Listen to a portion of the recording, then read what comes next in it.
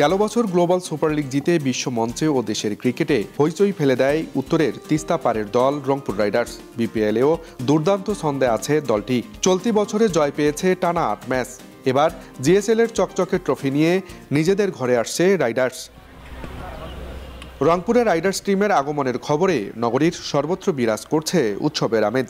দুপুরে জিএসএল ও 2017 বিপিএল এর champion trophy নিয়ে সাতখোলা বাসে শহর প্রদক্ষিণ করবে পুরো দল। থাকছে ট্রফি ও খেলোয়াড়দের সঙ্গে ক্রিকেট প্রেমীদের ছবি তোলার সুযোগ। প্রিয় দলকে এক নজর দেখার অপেক্ষায় ভক্ত অনুরাগী সহ ক্রীড়ামোদীরা।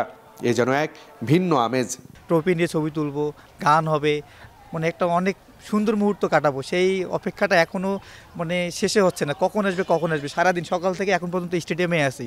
সব থেকে গর্বের হইল যে একটা না, দুইটা না, তিনটা না, চারটা না, পাঁচটা নয়, আটটা খেলা হয়েছে। এটা কল্পনা করা যায়? আমার রংপুরের ছাওয়ার ঘর অর্জন করে ফেলাল, একেবারে বুক গর্বে ফাটি যায়।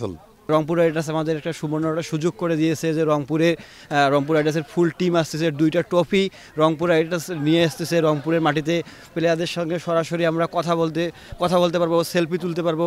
অনেক বড় একটা পাওয়া। আমাদের বিপিএল খেলাগুলো সিলেট, চট্টগ্রাম, ঢাকা পর্বে সীমাবদ্ধ। সেক্ষেত্রে আমাদের রংপুরের দর্শকরা বরাবরই বঞ্চিত।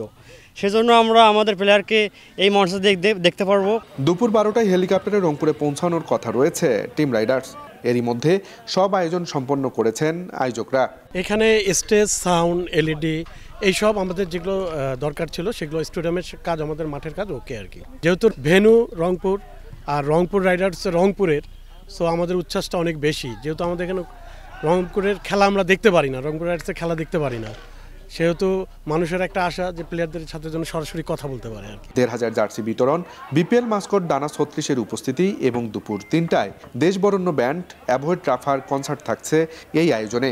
বলাই যায় রংপুরবাসী অন্যরকম এক রোমাঞ্চের সাক্ষী হতে চলেছে।